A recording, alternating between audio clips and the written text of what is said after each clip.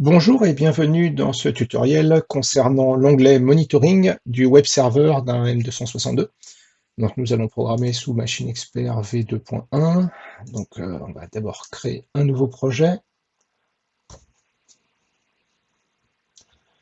Donc je prends un M262 M15, MV2.1, pardon, M262 Web Server Monitoring.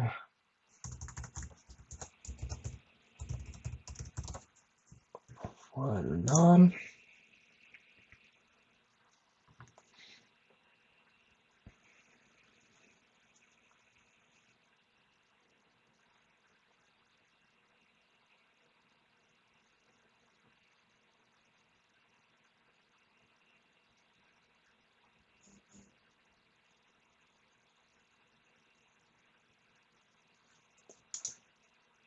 Passons à la phase paramétrage de la partie Ethernet.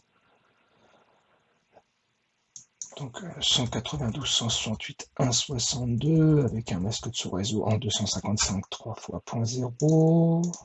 Comme souvent, je transfère tout pour autoriser tous les protocoles. Voilà, donc je vais aller dans la GVL, je vais rajouter quelques variables, alors i entier par exemple, que je déclare comme étant un int, x que je vais déclarer comme étant booléen. Voilà, je vais juste copier vite fait ces deux variables là et je vais les coller aussi dans le programme SRMain. Et puis là, on va mettre i entier de point égal, alors i entier plus 15 par exemple, voilà. Et ici, gvl.xbool de point égal, note de xbool.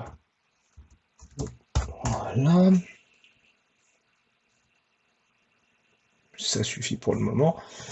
Donc maintenant, on va ajouter la configuration de symbole. Donc ajouter un objet configuration de symbole. Oui, on va ajouter. Alors, on va créer. Donc là, le projet est compilé. Voilà, et on va rajouter les GVL. Enfin, la GVL, pardon, le SRMain, et puis également IOConfig Global Mapping pour voir les entrées-sorties. Voilà.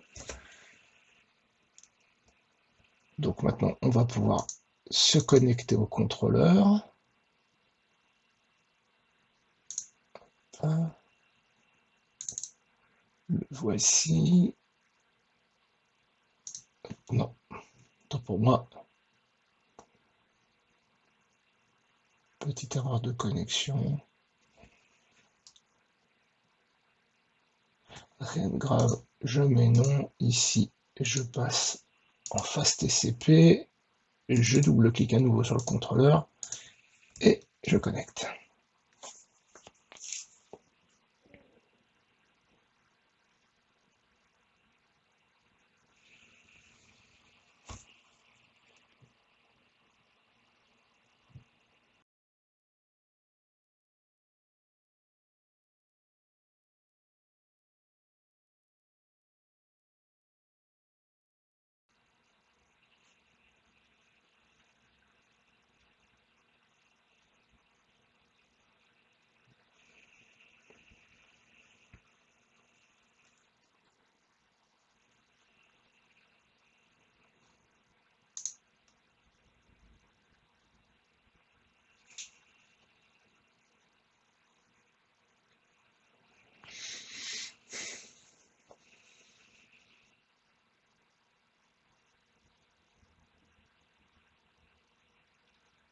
Voilà, donc le projet est transféré.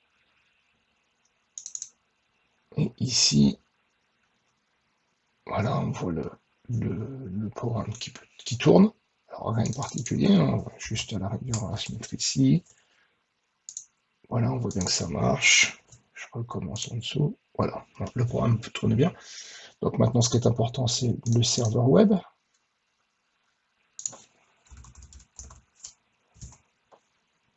L'adresse IP, le nom et le mot de passe. Et donc, monitoring, onglet, donc d'abord le menu Data Parameters. Donc ici, on peut faire Add et on peut avoir plusieurs listes. Alors par exemple, je vais en appeler une GVL et je vais en rajouter une que je vais appeler SR main et puis une dernière que je vais appeler IO. Ok. Dans GVL, je vais ajouter donc i entier et encore xbool. Et vous l'avez vu dans SR main, je vais pouvoir ajouter donc i entier et puis également xbool. Et puis dans IO, on a donc on va voir un petit peu plus pour voir ce qui est écrit. Voilà. Donc l'IB0 par exemple, c'est les entrées qui vont nous intéresser et QB0 les sorties. Voilà. Donc ici la période de rafraîchissement, hein, tout simplement. Et ici important, je vous conseille de sauvegarder, parce que si vous ne sauvegardez pas et que vous changez soit de menu, soit d'onglet, et que vous revenez, ben, tout ce que vous aurez créé aura disparu. Donc on fait save, voilà, c'est sauvegardé. Je sors, je reviens, il n'y a plus rien, je fais load, tout revient tout simplement. Donc je peux faire refresh, ici je vois bien 30 et false. Donc voilà, on va juste changer comme ça. Si je mets ici 56 et false, oui, hop là, j'ai bien 71 et true. Si ici je me mets dans SR main, j'ai bien 56 et false, et dans IO, donc j'ai bien 0 et 0. Si ici je viens écrire, c'est probablement très simple comme ça, mais voilà, je viens écrire par exemple les deux sorties, les deux premières à true, donc j'ai la valeur 3, j'obtiens bien la valeur 3, je remets 0, et concrètement sur le contrôleur, j'ai bien les deux sorties à la valeur 1. Et ici, donc, je vais passer une des entrées, je vais mettre du 24 volts sur la première entrée. Voilà, donc vous voyez bien la première entrée qui est passée à 1, je retire mon fil, voilà, je remets, voilà, 1. Et pareillement d'ailleurs, si je vais sur les entrées et que je force une entrée,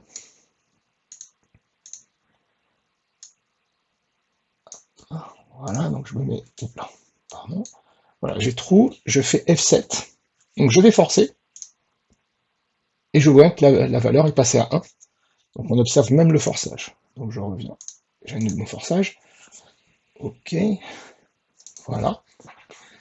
Donc maintenant, donc IO Viewer, donc ça permet de voir juste les entrées-sorties, hein, donc dans Data Parameter, ça ne servait pas à grand chose d'avoir les IO ici, mais bon, c'est une habitude. Donc IO Viewer, on voit les entrées-sorties, le rafraîchissement, on le met comme on veut. Alors attention, le rafraîchissement, c'est pas moins de 500. Si je mets moins de 500, il me dit entre 500 et 10 secondes, 500 millisecondes à 10 secondes. Donc, voilà, et si je fais un refresh, donc, bon, les valeurs elles sont là. Et l'oscilloscope donc permet de voir les valeurs. Donc pareil, ici je peux mettre i entier et i entier. Je fais un save. Ok. Je change, je reviens, tout a disparu, je fais load, tout revient. Et ici maintenant, si je fais refresh, eh bien tout simplement on affiche la valeur. Donc bon, on est à 71 d'un côté, 56 de l'autre. Et si maintenant au niveau du programme, je change et que je mets 85 ici, et que là, je vais forcer une valeur 96, je fais F7, tac, voilà. Donc j'ai bien les deux valeurs forcées, et donc j'ai bien un peu plus que 96, hein, on voit, hein. D'ailleurs, voilà, pas plus que 95, pardon, on voit bien 96 d'ailleurs, quand on met la main, le curseur dessus, on a bien 96, et ici on a bien 85 pour chacun. Voilà. Vous pouvez changer bien entendu la période de rafraîchissement ici. Donc si je mets par exemple 2 secondes et que je fais refresh, voilà, on voit bien que la valeur n'apparaît que toutes les 2 secondes. C'est assez long. Si je remets 500, on va bien voir que on va remplir bien plus vite. Voilà, toute la largeur de l'écran. Donc ce tutoriel est maintenant terminé.